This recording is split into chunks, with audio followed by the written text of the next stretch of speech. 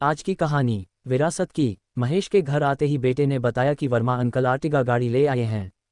पत्नी ने चाय का कप पकड़ाया और बोली, पूरे 13 लाख की गाड़ी खरीदी और वो भी कैश में। महेश हाँ हूँ करता रहा।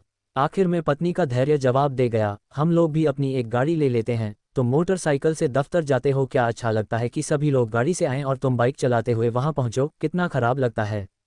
तुम्हें न लगे पर मुझे तो लगता है। देखो, घर की किश्त और बाल बच्चों के पढ़ाई लिखाई के बाद इतना नहीं बचता कि गाड़ी लें। फिर आगे भी बहुत खर्चे हैं। महेश धीरे से बोला, बाकी लोग भी तो कमाते हैं, सभी अपना शौक पूरा करते हैं। तुमसे कम तनख्वाह पाने वाले लोग भी स्कॉर्पियो से चलते हैं, तुम जाने कहाँ पैसे फेंक कर आते हो। पत्नी तमतमाई, अरे भाई, सारा पैसा तो तुम्हारे हाथ में ही दे देता हूँ, अब तुम जानो कहाँ खर्च होता है। महेश ने कहा, मैं कुछ नहीं जानती, तुम गांव की जमीन बेच दो, यही तो समय है जब घूम घाम लें हम भी जिंदगी जी लें। मरने के बाद क्या जमीन साथ लेकर जाओगे? क्या करेंगे उसका? मैं कह रही हूँ कल ही गांव जाकर सौदा तय करके आओ बस। पत्नी ने निर्णय सुना दिया। अच्छा ठीक है, पर तुम भी साथ चलोगी? महेश बोला। पत्नी खुशी खुशी मान गई और शाम को सारे मोहल्ले में खबर फैल गई कि सरला जल्द ही गाड़ी लेने वाली है। दूसरे दिन महेश और सरला खेत पहुंच गए। गांव में भाई का परिवार था। चाचा को आते देख बच्चे दौड़ पड़े। बच्चों ने उन्हें खेत पर ही रुकने को बोला। चाचा, माँ आ रही है। तब तक महेश की भाभी लोटे में पानी लेकर वहां आई और दोनों के जूड़ उतारने के बाद बोली, लल्ला अब घर चलो। बहुत दिन बाद वे लोग गांव आए थे। कच्चा घर एक तरफ गिर गया था। एक छप्पर में 2 गायें बंधी थीं। बच्चों ने आसपास फुलवारी बना रखी थी, थोड़ी सब्जी भी लगा रखी थी। सरला को उस जगह की सुगंध ने मोह लिया। भाभी ने अंदर बुलाया पर वह बोली, यहीं बैठेंगे। वहीं रखी खटिया पर बैठ गई। महेश के भाई कथा कहते थे। एक बालक भागकर उन्हें बुलाने गया। उस समय वह राम और भरत का संवाद सुना रहे थे। बालक ने कान में कुछ कहा, उनकी आंख से झरझर आंसू गिरने लगे, कंठ अवरुद्ध हो गया। जजमानों से क्षमा मांगते बोले, आज भरत वन से आया है राम की नगरी। श्रोतागण समझ नहीं सके कि महाराज आज यह उल्टी बात क्यों कह रहे। नरेश पंडित अपना झोला उठाए नारायण को विश्राम दिया और घर को चल दिए। महेश ने जैसे ही भैया को देखा दौड़ पड़ा। पंडित जी के हाथ से झोला छूट गया। भाई को इंक्वार में भर लिए। दोनों भाइयों को इस तरह लिपट कर रोते देखना सरला के लिए अनोखा था। उसकी भी आंखें नम हो गईं। भाव के बादल किसी भी सूखी धरती को हरा भरा कर देते हैं। वह उठी और जेठ के पैर छुए। पंडित जी के मांगल्य और वात्सल्य शब्दों को सुनकर वह अंतस तक भरती गई। 2 पैक कमरे में रहने की अभ्यस्त आंखें सामने की हरियाली और निर्दोष हवा से सिर हिलाती नीम, आम और पीपल को देखकर सम्मोहित सी हो रही थीं। लेकिन आर्टिगा का चित्र बार बार उस सम्मोहन को तोड़ रहा था। वह खेतों को देखती तो उसकी कीमत का अनुमान लगाने बैठ जाती। दोपहर में खाने के बाद पंडित जी नित्य मानस पढ़कर बच्चों को सुनाते थे।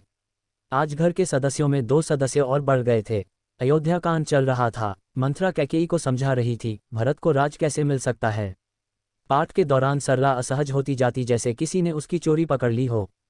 पाठ खत्म हुआ। पोथी रखकर पंडित जी गांव देहात की समसामयिक बातें सुनाने लगे। सरला को इसमें बड़ा रस आने लगा। उसने पूछा कि क्या सभी खेतों में फसल उगाई जाती है।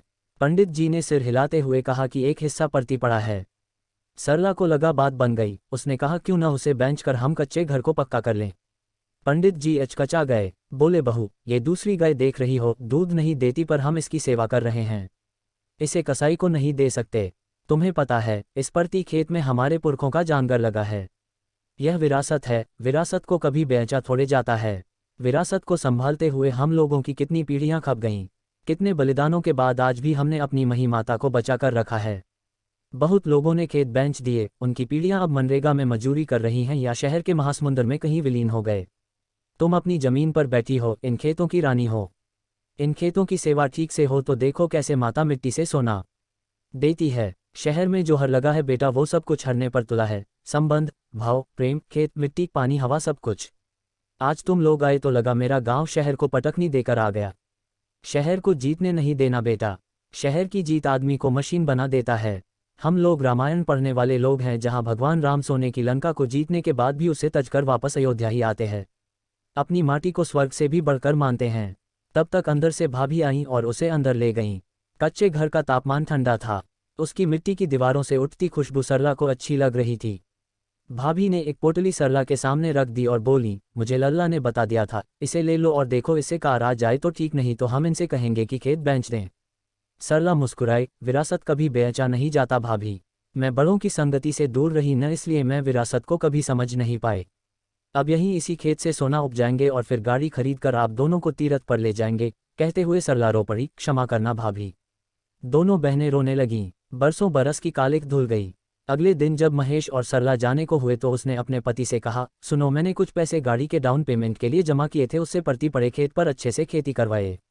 अगली बार उसी फसल से हम एक छोटी सी कार लेंगे और भैया भाभी के साथ हरिद्वार चलेंगे। शहर हार गया, जाने कितने बरस बाद गांव अपनी विरासत को मिले इस मान पर गर्वित हो उठा था। सदैव प्रसन्न रहिए, जो प्राप्त है पर्याप्त है।